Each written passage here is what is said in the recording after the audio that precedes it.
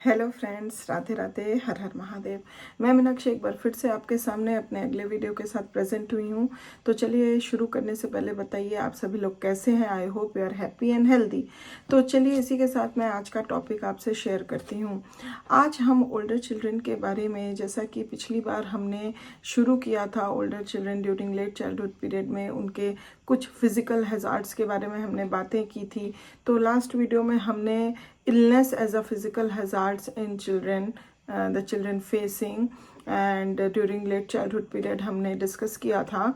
आज हम next physical hazards के बारे में जानेंगे, जो कि है obesity in children as a physical hazard during late childhood period. तो I hope that will be remain in the session till the end to get the whole information.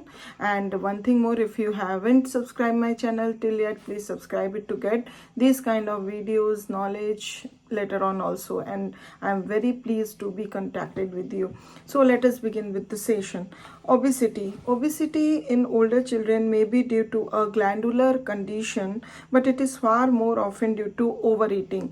तो अगर हम ओल्डर चिल्ड्रन के अंदर ओबिसिटी देखें तो it is due to the glandular condition. ये glandular condition के कारण होती है, बट बहुत ज़्यादा ये ओवर ईटिंग भी जो बच्चे करते हैं during late childhood period, older children के अंदर ओवर ईटिंग की जो हैबिट फॉर्म हो जाती है, उसके कारण भी ओबिसिटी के शिकार बच्चे हो जाते हैं। और ख़ास करके अगर वो कार्बोहाइड्रेट्स का सेवन या कार्बोहाइड्रेट्स ज़्यादा मात्रा में अपने डाइट में ले रहे होते हैं, तो धीरे धीरे slowly they will be the victim of the obesity.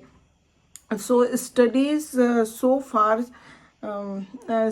so far for the children have revealed that they eat faster, take bigger bites, and are more likely to clean their plates and ask for second or even third helpings than their more slender age mates. तो studies ये बताती है कि children जो हैं उनको ये देखा गया है कि जिन बच्चों में ओबिसिटी होती है दे ईट फास्टर, वो बिगर बाइट्स लेते हैं और अपनी प्लेट को पूरी तरीके से क्लीन करते हैं, मतलब पूरा जितनी भी चीज़ें होती हैं सब कुछ क्लीन, मतलब साफ कर लेते हैं.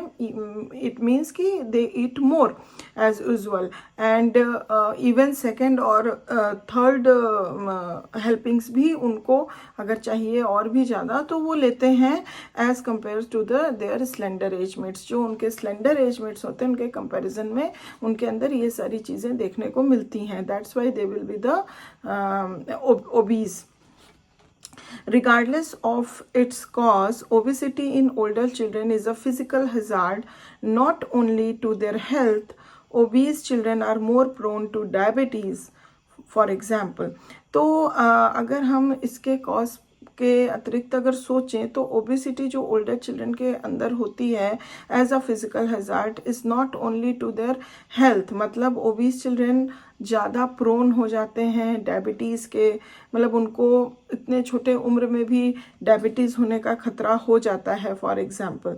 Then they are more slender age mates, जितना कि उनके जो स्लेंडर या जो थोड़े दुबले पतले एज मेट्स होते हैं उनको ये खतरा उनके कंपैरिजन में काफ़ी कम होता है.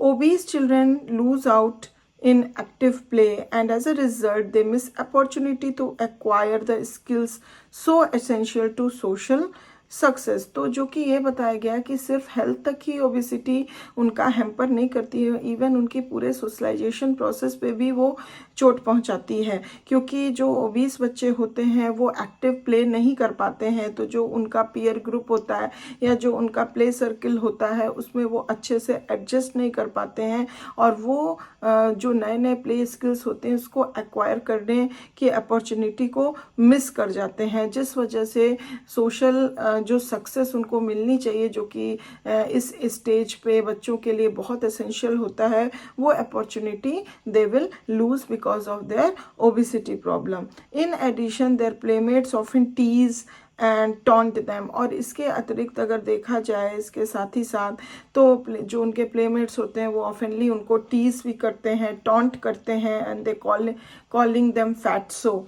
और अदर नेम्स, मतलब फैट्सो कह के या कुछ और अलग तरीके से नाम पुकार के उनको वो टीज करते हैं, टॉन्ट करते हैं, that make them feel inferior और मार्टेड, जिस वजह से उनको कहीं ना कहीं थोड़ा साइकोलॉजिकल इफेक्ट भी इस फिजिकल हिजार्ड के साथ, साइकोलॉजिकल माइंड अपसेट भी हो जाता है, and they feel themselves inferior and मार्टेड because of there all these conditions which they possess. जो ओबिसिटी उनके अंदर हो गई है या उससे वो जूझ रहे होते हैं एज अ फिजिकल हैजार्ड अपने हेल्थ इश्यूज को लेके, फिर वो धीरे धीरे धीरे धीरे इस तरीके से अपने आप को इन्फीरियर और मार्टर्ड फील करने लग जाते हैं, जो कि एक बच्चे के लिए is not a good thing. तो इस तरह से वो ओबिसिटी को भी लेके अपने लाइफ स्पैन में जो है वो physical hazards as a physical hazard problems को फेस करते हैं। तो जिसका कि उसको कोप अप होना बहुत ज़रूरी हो जाता है for the good development and good growth of the child.